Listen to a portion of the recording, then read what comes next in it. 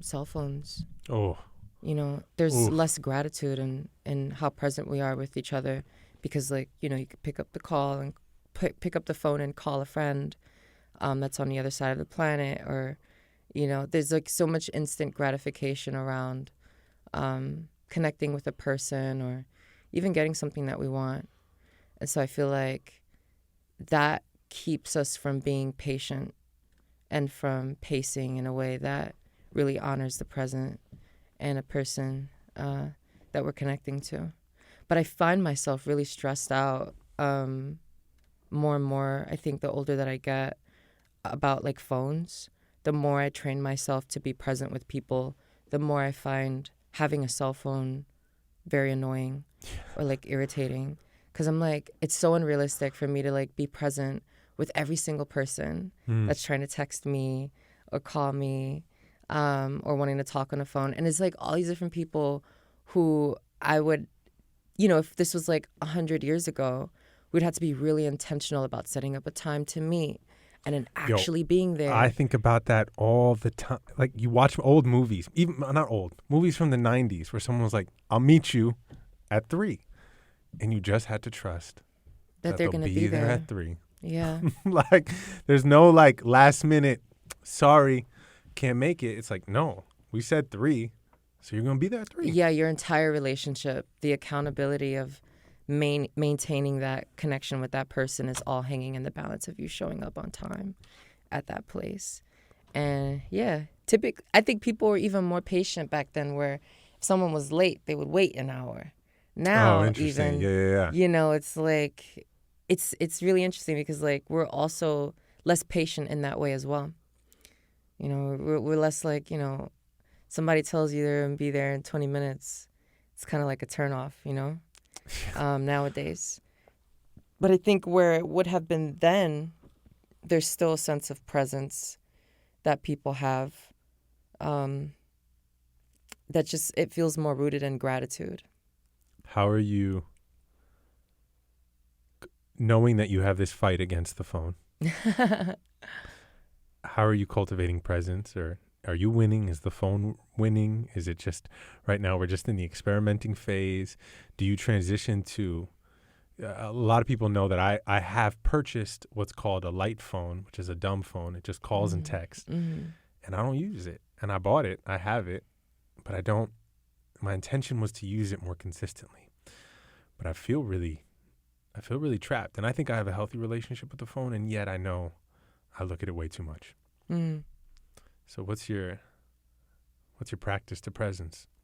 I think the pattern for me has been really beautiful. I feel like the phone is definitely a blockage. Social media, like all of it, is a blockage. And I realized that it was a blockage when I took time away from it. So much started to come up. Thoughts. How long? Feelings. Is this like a week, 2 weeks, 3 weeks? When does the... It could be a day. A day, and you feel it. It could be a day. It could be 2 days, you know. But I think everything that comes up, you know, depending on how often I've been on my phone, and then the moment that I choose to get off determines how stressed out and overwhelmed I feel when I'm by myself with my own thoughts.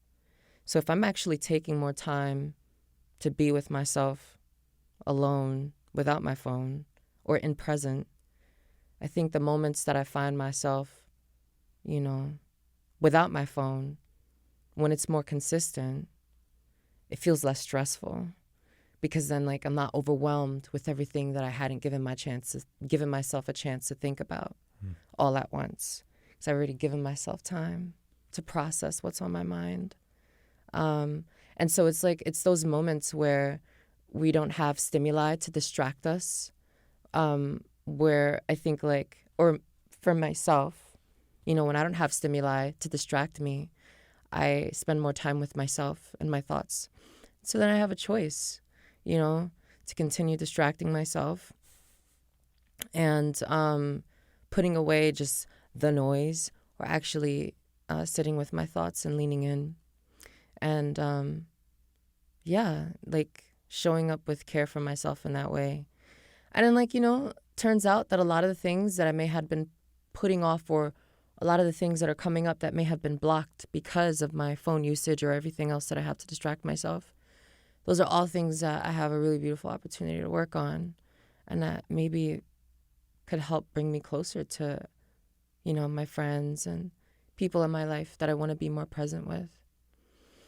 I feel like our society causes us to have, our present day culture and society with tech causes us to have a shorter attention span and anxiety, but a shorter attention span, but it also keeps us from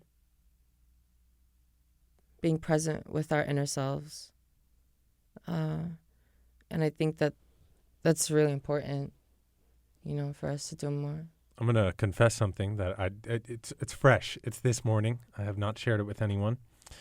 I shared a story on my Instagram, and Instagram said, "Congratulations, you have shared 5,000 stories." And I was sickened. I was like, "Do not congratulate me for this. This is 5,000 times." I said, "Look at me." Oh, it's giving you it's like praising you for giving you a reward. Praising you for how much time I spend on the thing, how many times I said, "Look at me," because that's my relationship with that thing called social media. Is it has done beautiful things where I can connect with you. So cool. Mm-hmm. It has done beautiful, like I've connected with people. I've received really beautiful messages. It's allowed me to do cool things at times. More times than not, it has sort of taken from me than I think it has given. But every time I share a story, I think to myself, it's one way of saying, "Look at me," or "I'm still doing something. I'm still making something. I'm still here." And so when I saw this thing this morning and it said, "Congratulations, you 5,000 times," I was like, that's a lot of times.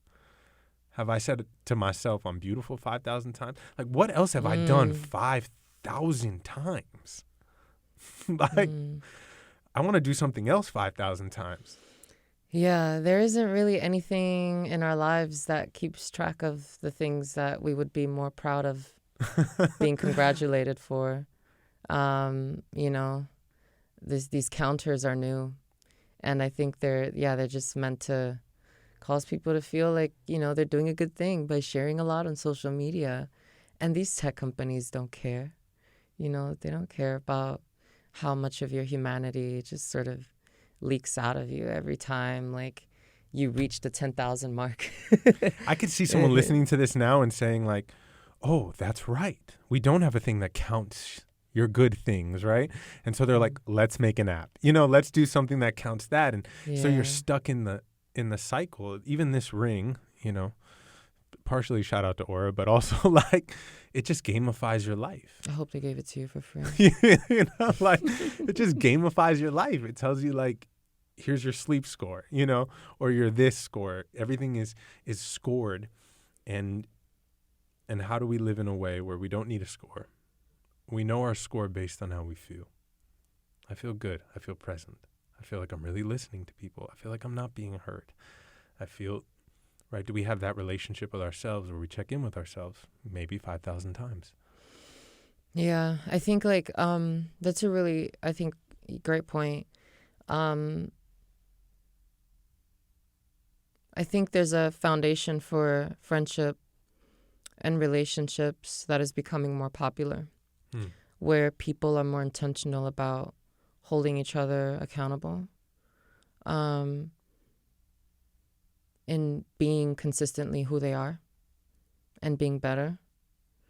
And I feel like that's a form of that counter, and it's important for us to depend on the people in our lives that we can trust to be honest with us about the mistakes we're making. You have people like that in your life? I would hope that we all do, but I find that to be really important, because, like, that's the counter. We can't depend on our own. We can't depend on on ourselves to determine whether or not we're doing well. We have to also, like, check in with the people around us, because somebody may be telling you like, hey, you made a mistake here. And you're like, no, I'm a great person. I'm a good person. I couldn't have made that mistake. And it's like, but it did happen. And it's like, no, I'm a good person. So it's like, you have to be careful because we could trick ourselves. But isn't that also having the courage to not avoid conflict? For example, I had a breakup with a working relationship, and a friend called me out on it. Like you just said, a beautiful friend, thank you, Annie, said, hey, you had multiple opportunities to tell this person in the working relationship what was up, and you didn't. Like, they need that check-in too. That's actually a gift. It's not like you're bad it's also a gift. We as people keep each other accountable. Yeah, it is. And I felt that when Annie told me that, I was like, you're right. I didn't go about it the best way. I could have shown up in a different way. But part of that is I just didn't want the conflict. Yeah. I'd rather be wrong than unwilling. I'd rather be wrong than unwilling. Yeah. I'd rather be in a scenario where I'm resolving conflict and I feel like I'm right in the situation, and then I end up finding out that I'm wrong, than to be in a scenario with someone in conflict where I'm like absolutely unwilling to even like hold space for it. I'm unwilling to even hear them or listen because I much rather settle on my idea of what I think is happening. That happens a lot. It's another form of conflict avoidance. We're often just like unwilling to look at the situation fully, not just from our own perspectives, from our own bodies and experience. But I think like it takes really deep honor for the human being to be able to sit with the possibility that, you may be right, you may be wrong, but the person in front of you has an experience that deserves to be heard. There's this teacher I love, Richard Dawkins. You know Richard Dawkins? No. Great books, Power versus Force, Letting Go. I've talked about them on here. And Dawkins says you cannot begin this process of healing, or let's say growing or evolution, until you can take honor in who you are, where you are. Until you can have that conflict with yourself. And you can be like, oh, I'm afraid of this. I do this. I don't do this. And honestly, take accountability, a radical accountability. We really jumped ahead, and it's beautiful. Can you introduce yourself to people listening? My name is Indya, for now, I guess. Sometimes I feel like changing my name, but what would you change it to? I don't know. There are a few ideas that I have, but I don't want to talk about them out loud and then look back at the video and regret saying it. What's a name mean to you that you might change yours and adopt another? Well, I named myself, which I'm really, really grateful for the opportunity to have done when I was very young. I liked and enjoyed very much the sound of the word India, and I wanted to apply it to me because it sounded really, really nice and sweet, and it also felt strong somehow, and I felt like that sound embodied me in some capacity. And so when I was 15, I named myself that. But I think now I'm not the same person that I was when I was 15, and so I think... Hopefully. Well, I think there's positives and there are negatives to not being the same person that we were when we were children. Okay, yeah. I didn't think of it like that, because we want that childhood spirit, but... It's important to remember some parts of who we were when we were kids. Yeah. And you feel like you've lost those parts? No, not necessarily. Not at all. Okay. I think those parts can be buried by layers of worldly stimuli and hurt, pain, things. But it's always there. And when did the evolution possibly to the next phase or the next name really take hold? I think integrating what I've learned from what my experiences have been so far with my child self, I feel like that, I think, would bring me closer to what you just asked me. What did you just ask? I forgot the question. When did you have the awakening or the Yeah, realization that the I think evolution like is happening? I think when I started to work on my trauma and like kind of confront a lot of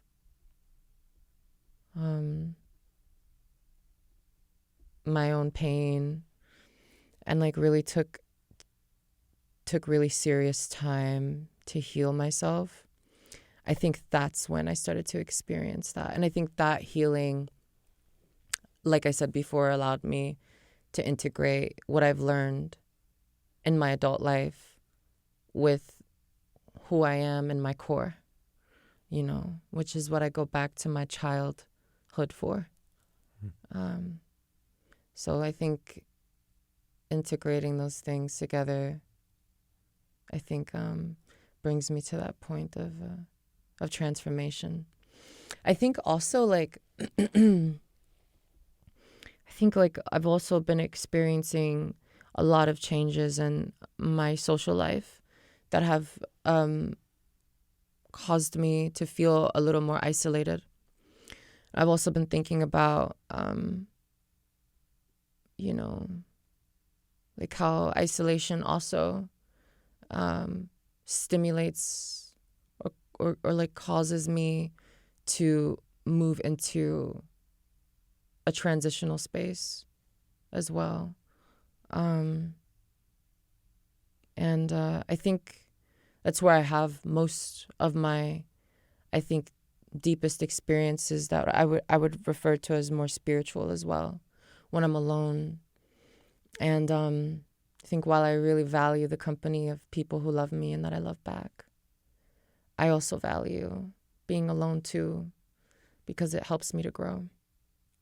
Yeah, I mean, I've done whole episodes on my silent retreats here, and I'm a big fan of deep solitude.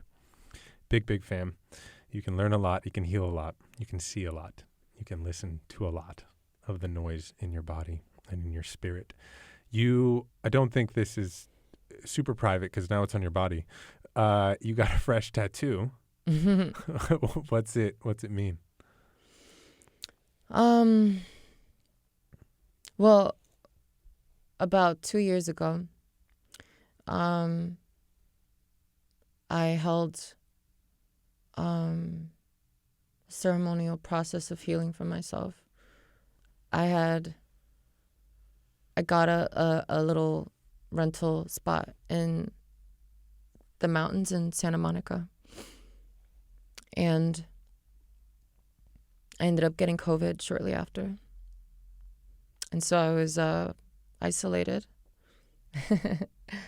And it all comes back to isolation. It all comes back to isolation. And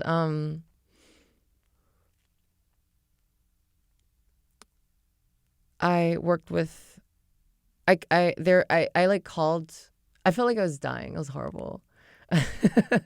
And so I called this like IV drip company because I was like by myself, and I was like, I need to like invest in my recovery right now. And they gave me these monoclonal antibodies. I don't know if you've heard of it. I have not.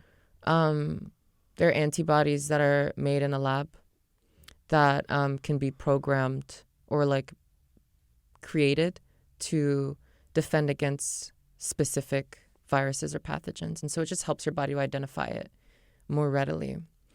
And so I took a dose of that, and I also, through this medical connection, met a nurse who also practiced natural medicine and introduced something called combo to me. Combo. And so I had a combo ceremony after my monoclonal ceremony antibodies administration. Like I think it was like 2 days later. It wasn't right away. And And it was really powerful. And I purged a lot, and I felt really light after. I also didn't have any more symptoms from the COVID too after that. And so then 2 days later, I called her again and I did another one. And it's really intense. Have you ever done it before? I've done toad medicine, but not combo. I've done bufo. Combo is, yeah, it's not psychedelic at all. It's very, very physical and really intense. But I avoid some of the... consciously, I know that I avoid purge type things because that feeling, that movement is intense for me. Probably for everyone. It's only 30 minutes. Yeah. It's not like a 5-hour mushroom purge, So I did that, and I felt really strong and I felt really clear. And I thought, wow, if it feels aligned, I think that in a few days I should hold mushroom ceremony for myself. And so then I did. I felt really, really good. And I felt really confident to hold the space for myself with the mushrooms. Is this a confidence specifically for that instance, or a confidence that you were like, oh, I don't move through the world with this type of confidence? Well, it was a very unique and particular sense of confidence for that mushroom experience. I felt really courageous to go through it on my own at a 3.5 gram dose. And so definitely that was never something I've done before. I've always used mushrooms with other people. And if I did use it alone, it was never at that dose. So I felt really ready to do it. And the time came, and I organized this space for myself. And I called a friend to be my virtual sitter. And she was on the laptop, and I took the mushrooms and I put on my eye mask and I played this frequency that is probably the crown chakra. Okay. It's the highest one. Up here? Yeah. And I was listening to the frequency while I had the blindfolds on. And I was just sitting with it. And, I was just there for an hour, kind of awake. And nothing happened. I was just, everything just felt really clear, and I think my expectations were that I would have an experience that was a little more eventful. And so I'm like, Melanie? I mean, I said her name. Maybe I shouldn't have said her name. I don't know. But she didn't respond. Person on the laptop. Yeah, we can maybe bleep it. Yeah. And she didn't respond. And so I took off the eye mask, and the visual experience that I had was so different. When the mask came off. Yeah. Literally. From what our experience is without mushrooms, that I would feel more hesitant trying to describe it publicly, on this in this forum. But it was really, really special and really, really beautiful. And really something to sit with. So I was just like, okay. And took off the eye mask, and everything was very beautiful. But the way that I experienced physical objects was it's difficult to explain. So this is the first time that I had mushrooms at this dose. And so I'm like, oh my God, Melon. I'm like, oh my God, friend. Yo, da, da, da, da, da, da. And I'm like, yo, friend. And I hear her snoring. Like after like I calm down, I'm like, yo, what's going on? So I start laughing. I thought it was hilarious that I thought I needed a sitter. And the way that I laughed though, like it was really, really intense. Like I started laughing really, really hard. And then I was like, ha ha ha, like ha ha. Like it was really like guttural. And I don't know if like, let me try to see. You ever like laughed really hard or screamed really loud or pushed really, really hard? Most of us have. Yeah. And you feel like the pressure go to your eyes and the light starts to darken a little bit. Yeah, with you. Do you know what I'm talking about? Like, you know how like when you're pushing a lot of pressure, the blood sort of goes to your face. So that pressure around my eyes. We're talking about blacking out, like right. We're talking about blacking out. Yes. Right, basically Yeah. almost there. So I was laughing so hard that I almost blacked out. Okay. But I didn't. And the thing that I saw, the pressure, happened in the form. So like the pressure, it wasn't just like blacking out. It was in a pattern. And the pattern was the flower of life. So like I would laugh like really, really hard. And then I would see the flower of life like everywhere I looked. And it'd be like really, really intense. And I still had the frequency playing, and because I had headphones on. Wow. I'm not sure if that's why, but this pattern on my neck is what I saw. And so I thought, wow, like is that what happens when we laugh? Like when we're really, really happy, when we like. That's the flower of life. Laughter is the flower of life. Maybe, I don't know. But I was like, is this what happens when we're sincerely in joy, like in laughter? Not like the fake laugh that kind of comes out sometimes, like, or like the haha, that was fun. Like actually like the thing that you can't control when it happens. And so that was, I think, the most beautiful. I mean, like I've seen really beautiful things that helped me to I think like take the world a little bit more serious. But I feel like in this moment, this was the most beautiful thing.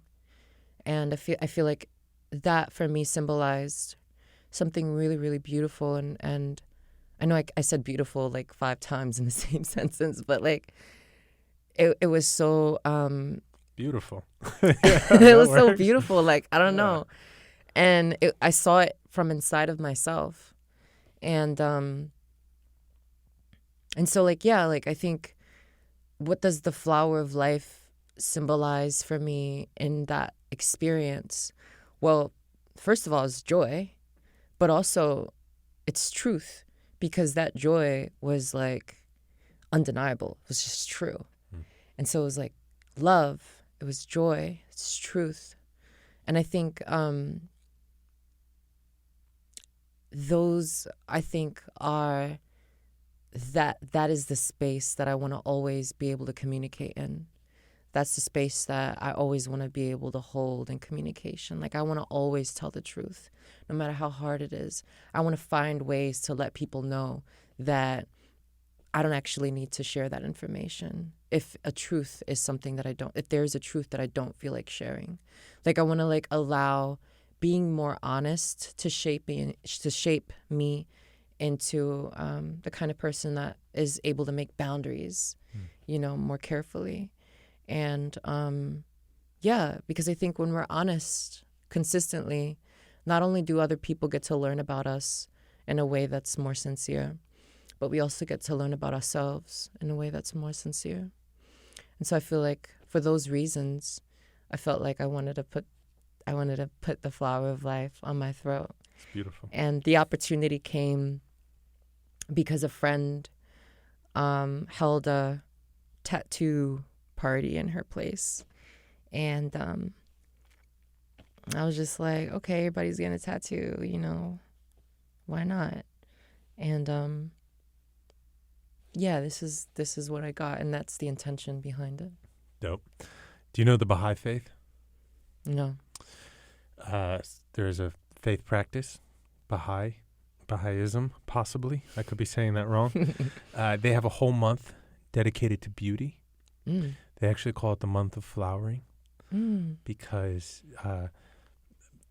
if you give your life to beauty, whatever that means to you, maybe it's a full belly laugh, maybe it's being around people you love, maybe it's presence. But if you consciously commit to beauty for a month, you will flower a beautiful life. And so you're doing it every day. It's beautiful. I'm trying my best. What is you're into this solitude. We're into this presence. We're evolving sometimes, but we're evolving. What's your relationship right now with media or culture or Hollywood, or where do you stand in relation with that? I know that me personally, I always feel like I'm battling. I've yet to learn how to have like the monk in me love the artist in me and have them make love. To me, they are separate beings, and I want them to be one. I want the person who says, look at me, to also be the same person who says, let me be. And they battle. They do. They fight more than they communicate. And so what's your relationship with that? I really appreciate the way that a Sufi scholar, a mystic, who would probably be referred to as a scholar, breaks down the self, or like the human. They classify our existence in 3 shapes. The first is the soul. The second is the intelligence. And the third is the ego. And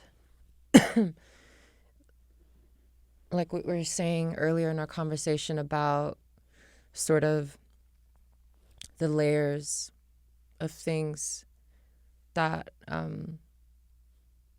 had come up on top of my childhood self, the pain, hurt, all those things have become like layers of a sense of self that sometimes is overreactive, sometimes is over defensive, but is nevertheless there. Sometimes wants to just be seen and, wants to be celebrated and,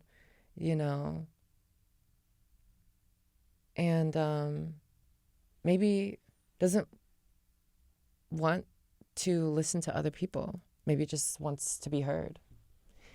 And there's like that, the ego. That's what it looks like for me. Maybe for you too. Maybe for most of us.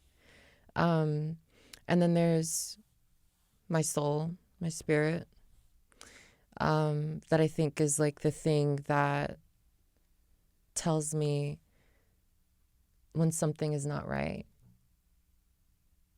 or is like, this doesn't feel good for you. But then my ego's like, oh, but I want it.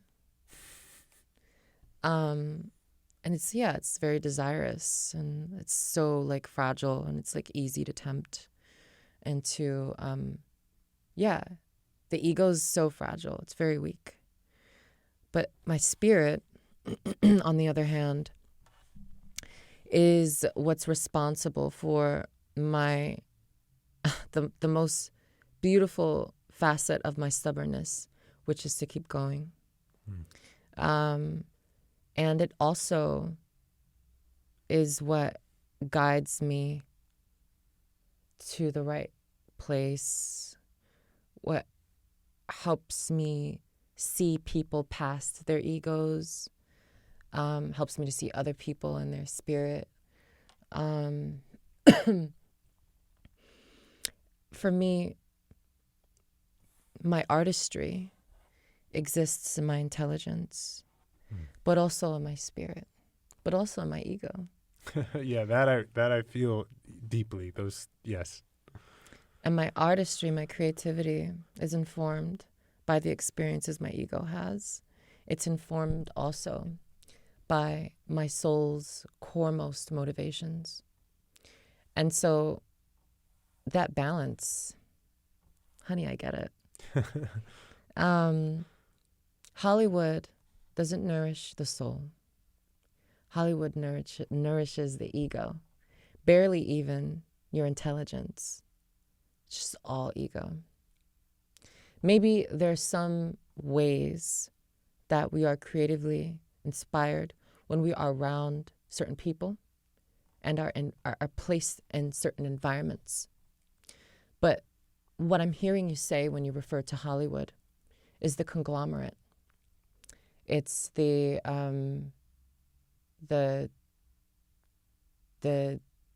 corporation. It's the machine, the farmer, the machine. And all that really does, it pokes you and sees whatever's going to make you create whatever it is that it can make more money off of. And if you're someone who follows the rules, or, who doesn't challenge things very often, if it's rewarding you, then it's easy to navigate, because the reward that you're receiving is satisfying your ego, but not your spirit. Or your intelligence. But even your intelligence, perhaps, too.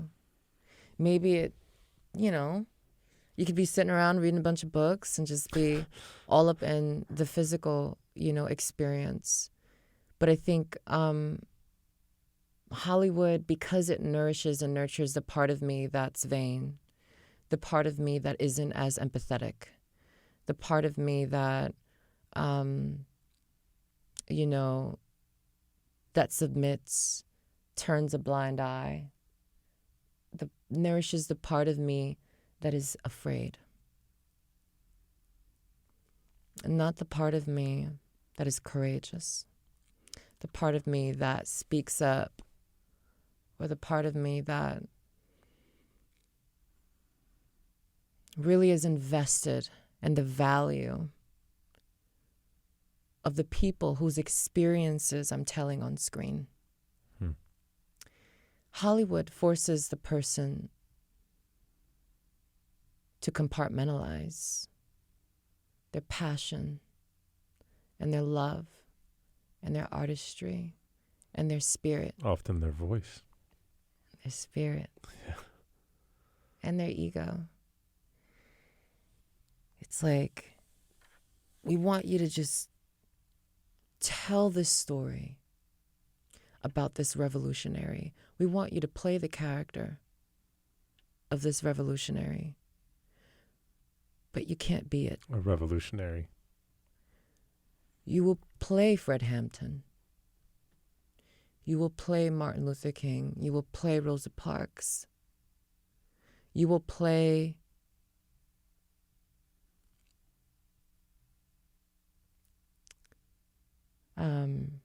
James Baldwin. But you cannot embody their values. You cannot. You cannot. Absolutely not. If you embody the values of these revolutionaries that you are performing on TV and on screen, you're going to fuck up the whole production. The whole system. You're going to fuck up the whole system. Excuse my language. Oh, yeah, go. But that's the way it is. And that's why, for me, if I want to thrive in Hollywood, I have to be willing to allow my ego to take the front seat, but also to allow my intelligence to keep me to be the barrier between my spirit and what I express outwardly. I can't allow my soul to lead me in Hollywood.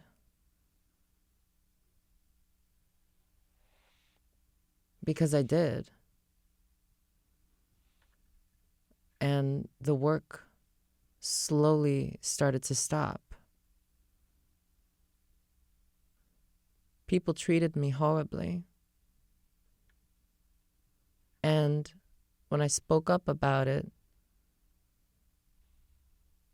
I was classified as being complicated, which makes sense. It makes sense. It's true. Of course I was complicated.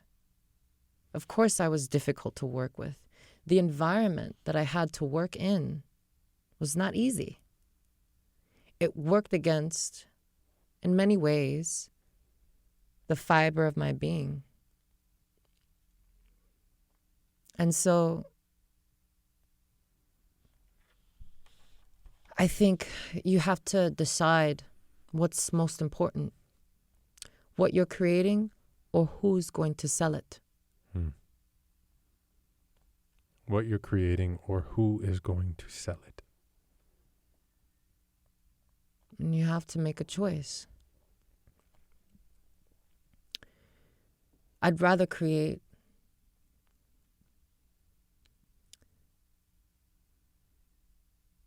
to fully and truly be a reflection of not just these times, but a reflection of the selves that we want to become, that we want to see in each other and our human family. I don't want to just reflect the worst parts of these times, the shadows of the human experience. I want to also reflect the light. And I can't do that if I'm not allowed to let my soul take the wheel.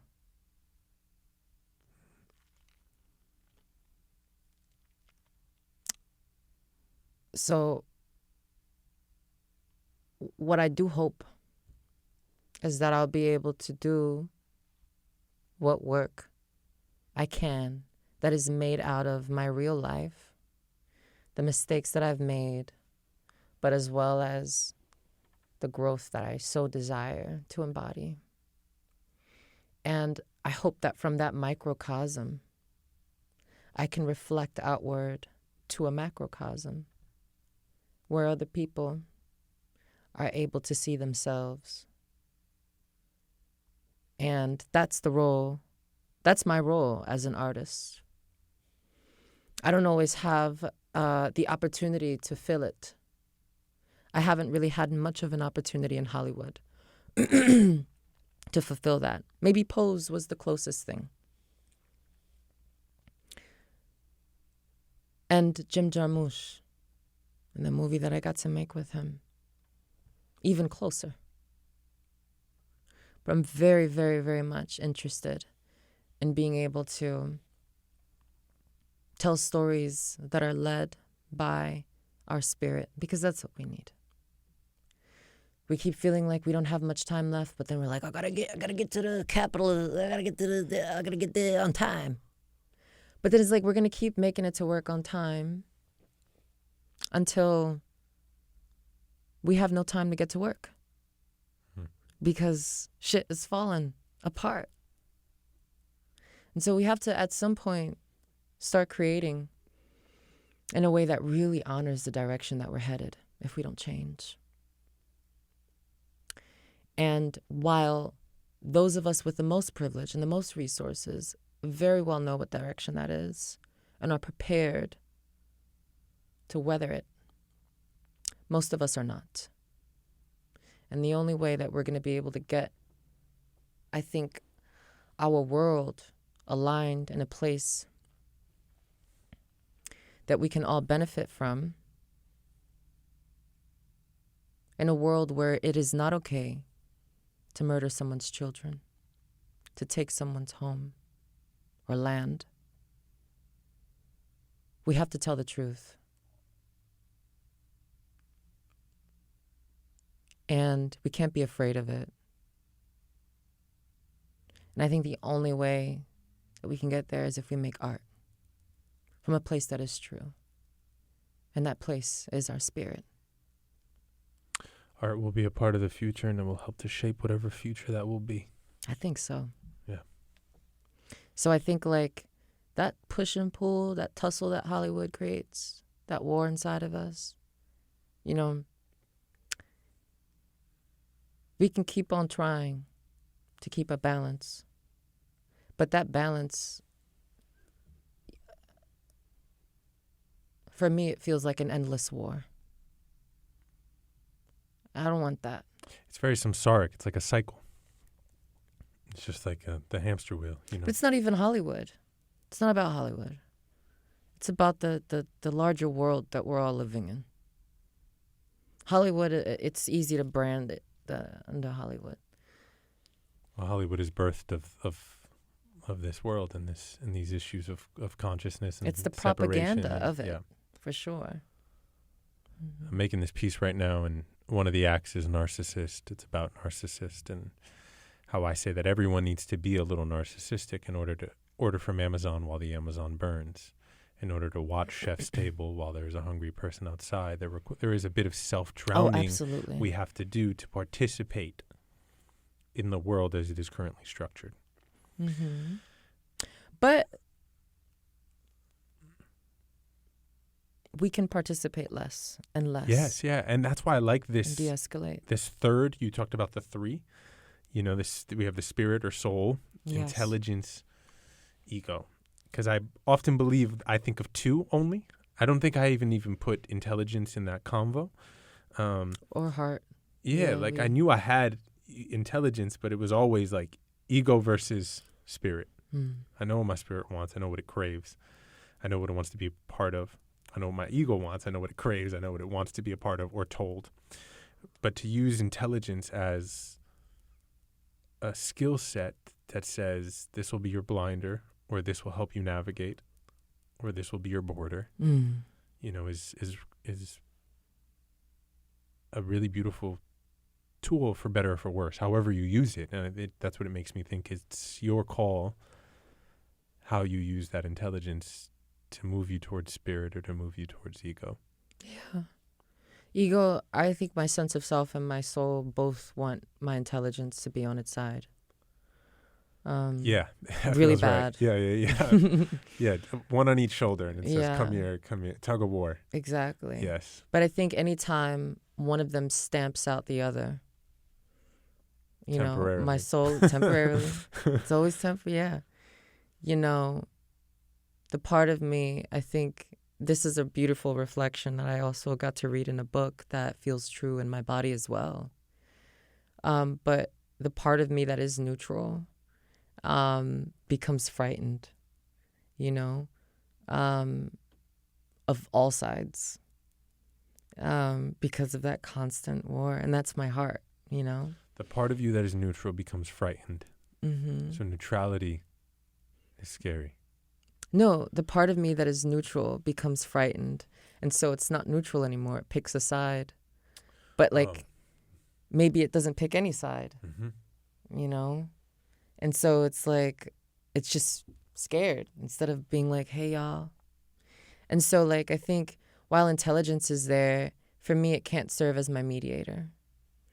It's just the wheel. I think my heart, you know, is probably the best chance I got next to God.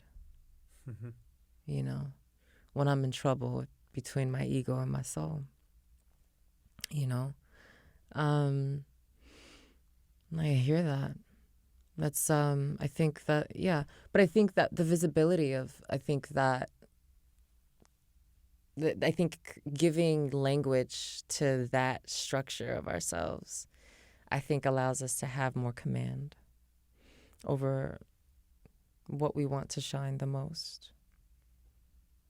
Or what we want to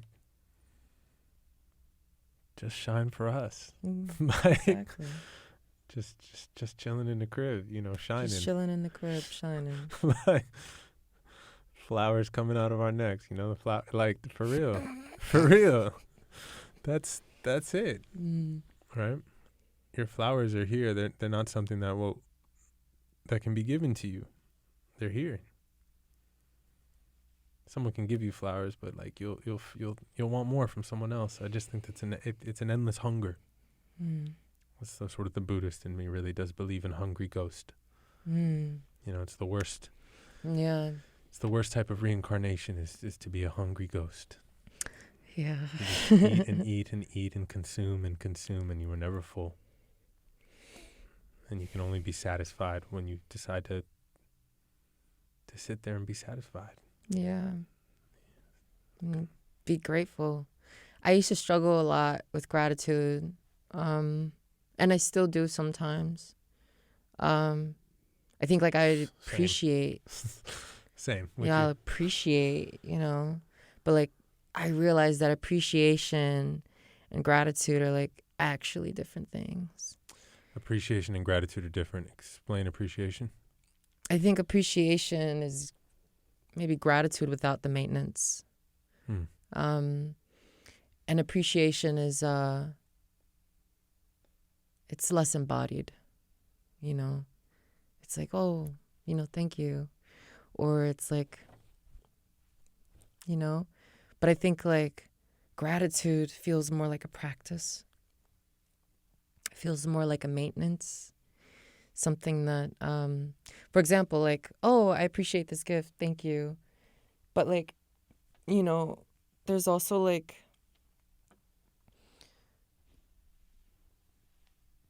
can I bake you some cookies? Thank you for these flowers, I think gratitude is reciprocation, which is, I think, one way that we can maintain our appreciation into gratitude. Me, I just assume that, like, my reflections are legible for other people in their own lives, which is why I say we. But I'm really talking about myself. But, yeah, I think, like, like a practice that I've been more consistent at, and I'm grateful for is, like, making my bed, or whatever bed I sleep in. God damn it. I hope my partner doesn't listen to this. She's like, you got one flaw. She's like, you make the bed with no respect. Literally every cis man. She's like, with no respect. Literally, what is this? I had to tell my friend, I'm like, yo, you don't see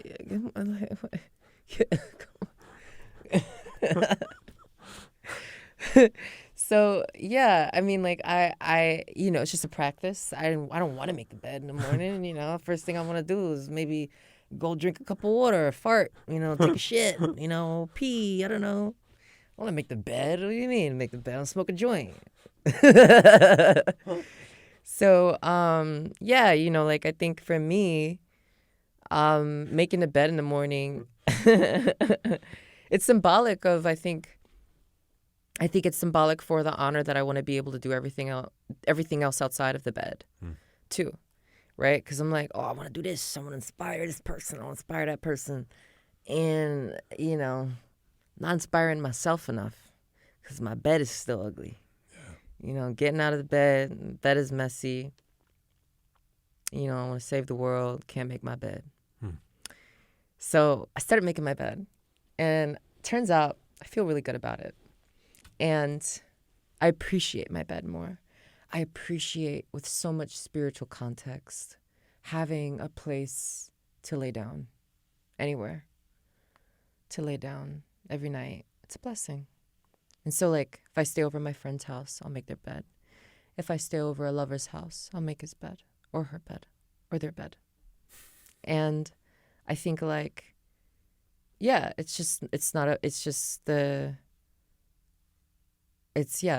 think a practice to show gratitude for that as a resource. I have a meditation teacher who says everybody wants to save the world, but nobody wants to do the dishes. And that if you could do the dishes with your whole heart, you could begin to save the world. Start with the bed. Then we'll get to the dishes. They also say that about saying thank you is, think about how many times you say thank you. You get a cup of coffee, thank you, thank you, thank you. Actually say thank you. See, like thank them for everything. Thank them. We're coming we're coming up on time.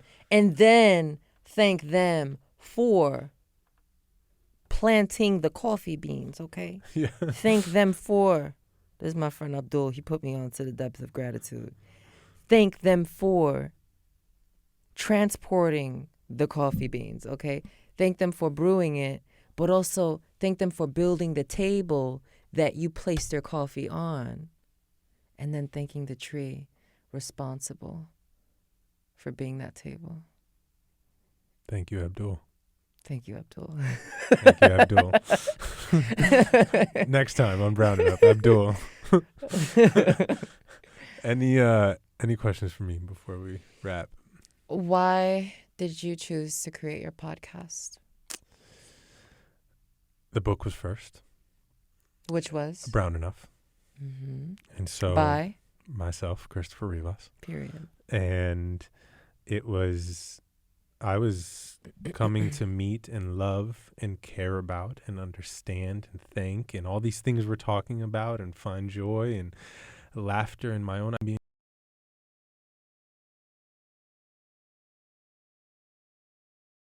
My own queensness, my own nerdiness, my own Buddhistness, my own actingness. Like I was just trying to learn how to love myself. Yeah. And then this opportunity came to have these conversations where I think so many beautiful bodies of culture, brown bodies, everyone under sort of the gaze of whiteness is also doing this beautiful dance of being so much more than one thing, mm-hmm. and being so expansive. Mm-hmm. And I thought, what a great opportunity. I get to learn. You've taught me. I get to learn. I get to grow. I get to meet my intelligence and my heart and my ego. Huh. And the soul. And the soul. And so that's why. And then and so I'm grateful, and I will bake you cookies. You'll make me cookies and I'll bring you flowers. I will bake you cookies as if your partner's as okay a thank with you. it. Oh, she'll actually bake the cookies. I'll make her also a bouquet. She'll bake the cookies. We'll all have She's flowers the baker. on the I table. will deliver. And yeah, super. I'm genuinely grateful, and I thank you. Yeah. Thank you so much. I really appreciate you creating a podcast and creating a platform to evoke what you feel like needs to be heard, and from whoever you want to invite to do that. Well, space is a belonging, and I know that people listening, I know that your words will be medicine. I know every week when this comes out, someone gets medicine because they feel seen. And when you feel seen, which I think is what we all want, we know we belong. We know we're exactly where we need to be. Mm-hmm. And so your words and your presence is medicine. I know many people agreeing will listen. I appreciate that. And you as well. Mm-hmm. Thanks. Thanks for having me. Thanks, y'all. Jordan, done? No notes. I took no notes. Wow. It was easy. It was fun. Just chatting. Chatting. Chatting it up. Good?